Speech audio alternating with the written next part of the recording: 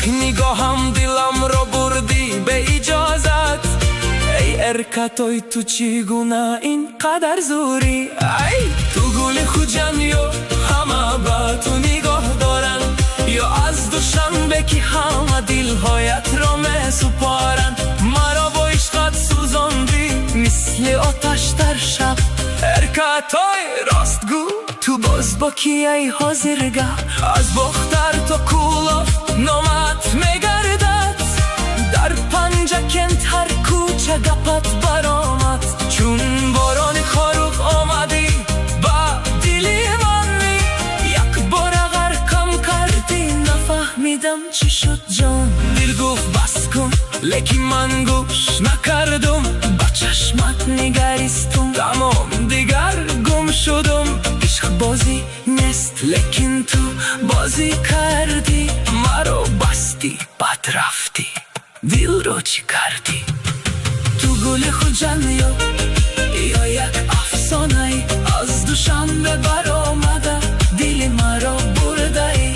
سوخت دلم از عشق تو دیگر راه نیست. ارکتای تو بلایی لیکن دل رازیست.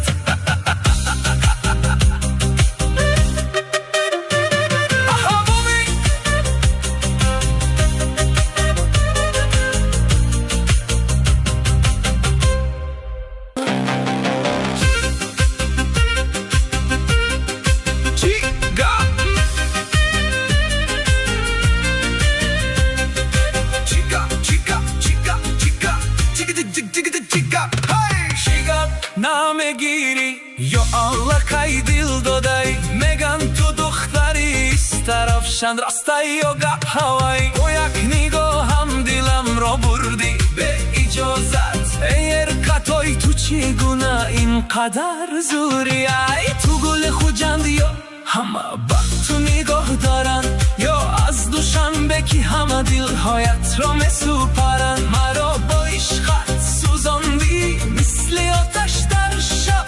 ارکتای راستگو تو باز با کی ای حاضر گپ؟ از بختر تا کلوب نامت میگردد. در پنجه کند هر کوچه گپت برآمد.